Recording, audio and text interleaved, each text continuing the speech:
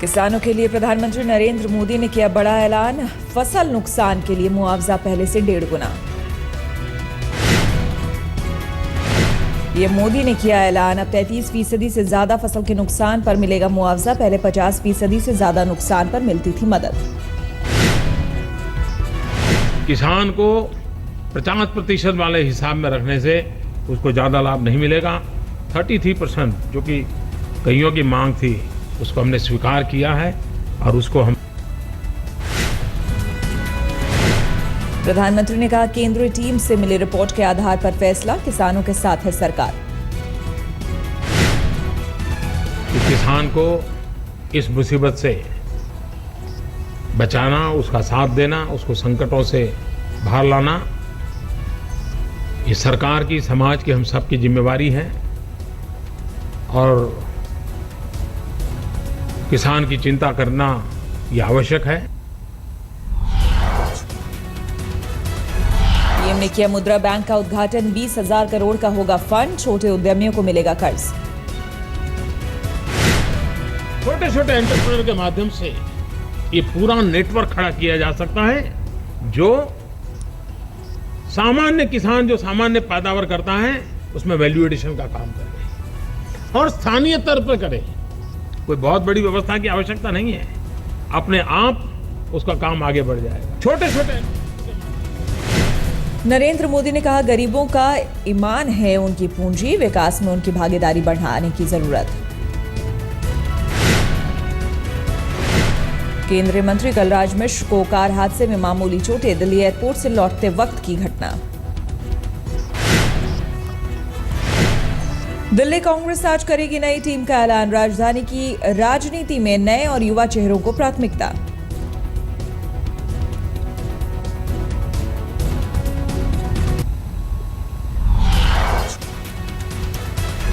नोएडा के DND toll पर BJP कार्यकर्ताओं का हंगामा, टोल फ्री करने की मांग।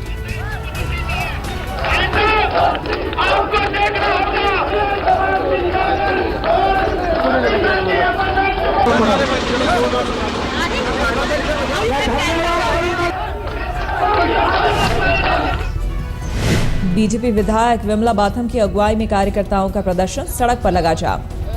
फ्री हो गया है कुछ देर के लिए, ये प्रदर्शन बीजेपी की। जाम की वजह से मुश्किल में फंसे यात्री, बड़ी तादाद में पुलिस की तैनाती। दिल्ली रोड रेज में मारे गए शाहनवाज के पिता ने मुख्यमंत्री केजरीवाल से की मुलाकात, इंसाफ की लगाई गुहार।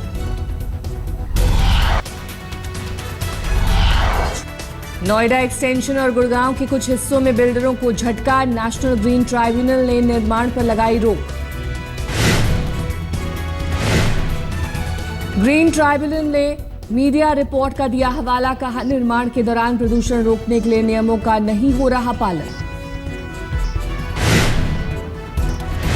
दिल्ली में 10 साल पुरानी डीजल गाड़ियों पर लगी रोक, नेशनल ग्रीन ट्राइब्यूनल का फैसला। दिल्ली, यूपी, हरियाणा सभी में 10 साल पुरानी डीजल वाली गाड़ियों की लिस्ट मांगी गई। अमेरिका में रह रहे भारतीयों की सुरक्षा पर उठे सवाल, न्यू हेवन शहर में गुजरात से गए युवक की गोली मारकर हत्या, घर में छाया मातम।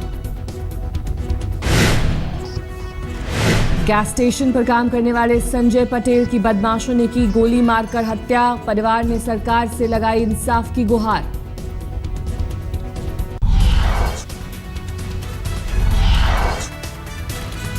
शिवसेना ने अपने मुखपत्र सामना में शिक्षा मंत्री विनोद तावड़े को दी नसीहत, अपनी मां यानी मराठी भाषा की रखनी होगी इज्जत।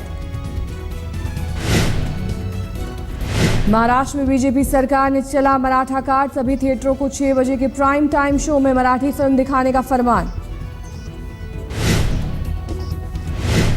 महाराष्ट्र सरकार का आदेश, हर शो से पहले राष्ट्रगान और दादा साहब फाल्के के सम्मान में गीत बजाना भी जरूरी।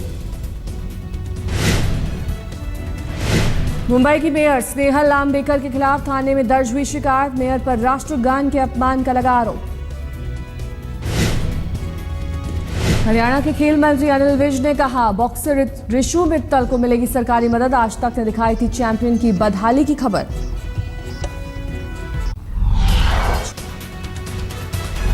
महाराष्ट्र में सीएम बनने के बाद पहली बार मातोश्री पहुंचे देवेंद्र फडणवीस। उद्धव और उनके परिवार के साथ खाना खाया। नारायण राणे के लिए प्रचार करने पहुंचे एनसीपी मुखिया शरद पवार ने पीएम मोदी पर कसा तंज, कहा अच्छे दिन कब आएंगे। अपने बेटे को उत्तराधिकारी बनाने का ऐलान करने वाले लालू को अपनी ही पार्टी के नेता से मिली चुनौती। पप्पू यादव ने कहा वारिस तय करने का अधिकार जनता का। परिवार के लिए कोई भी वारिस तय कर सकता है, उनके संपत्ति का वारिस पुत्र ही होगा, लेकिन राजनीतिक वारिस जनता तय करती है। ये राजतंत्र नहीं है, ये लोकतंत्र है। राजस्थान में भी ईमानदार अफसर पर गिरी गाज। वसुंधरा सरकार ने बाड़मेर में नगर परिषद आयुक्त को सस्पेंड किया। धर्मपाल जाट ने भू माफियाओं के खिलाफ खोला था मोर्चा।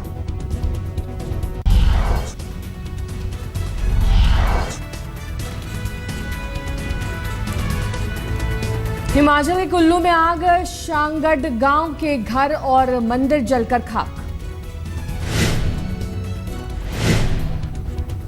उत्तराखंड में 4 धाम की यात्रा के लिए सरकार ने पूरी की तैयारी। 18 अप्रैल से शुरू हो रही है 4 धाम की यात्रा। अब तक 12,000 श्रद्धालु करा चुके हैं रजिस्ट्रेशन। लखनऊ में गोमती नदी की साफ सफाई पर अखिलेश सरकार ने लगाया जोर। Gomti river front development project की शुरुआत की। रांची में बाइक पर सही तरीके से नंबर प्लेट नहीं होने पर धोनी का कटा चालान, भरने पड़े 450 रुपए।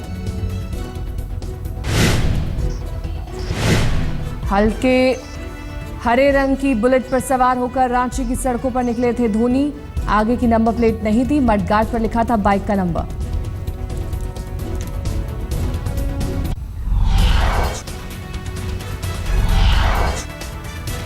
माफिया सरगना और बाहुबली नेता मुख्तार अंसारी की लग्जरी कार गाजियाबाद के साहिबाबाद इलाके में मिली। पत्नी के नाम पर गाड़ी का रजिस्ट्रेशन।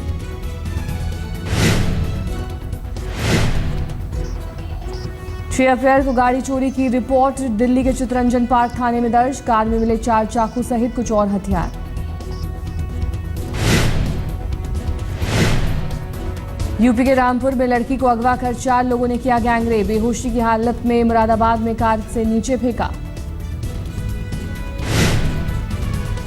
मुंबई से सटे ठाणे में 2 नाबालिग लड़कियों से रेप। एक चौकीदार पर लगा रेप का आरोप।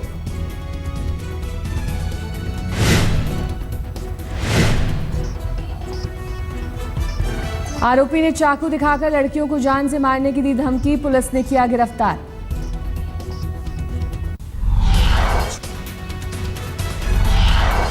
दिल्ली रोडरेज मामले में 4 आरोपियों की गिरफ्तारी। एक आरोपी अलीम पहलवान अब भी फरार। आरोपियों की कार भी बरामद। दिल्ली के मयूर विहार फेज 3 में डीडीए के रिटायर्ड अधिकारी का घर में मिला शव। पुलिस मामले की जांच में जुटी। हिट एंड रन मामले में आज भी जारी रहेगी सुनवाई। सलमान को लंच के बाद शूटिंग पर जाने की मिली छूट।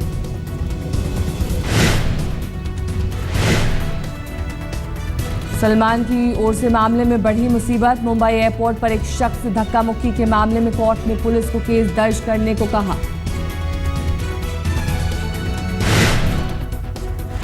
रवीन द्विवेदी नाम के शख्स का आरोप, 4 नवंबर को दिल्ली जाते समय एयरपोर्ट पर सलमान और उनके बॉडीगार्ड ने की थी गाली गलौच और मारपीट। आज से आईपीएल सीजन 8 का आगाज। कोलकाता में पहले मुकाबले में डिफेंडिंग चैंपियन केकेआर की मुंबई इंडियंस से भिड़ंत।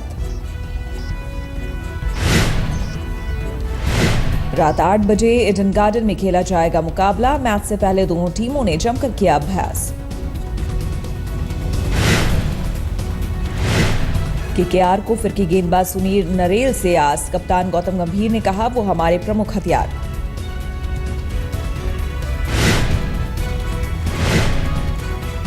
मंगलवार शाम कोलकाता में हुआ आईपीएल सीजन 8 का रंगारंग उद्घाटन। बॉलीवुड सितारों ने बिखेरे जलवे।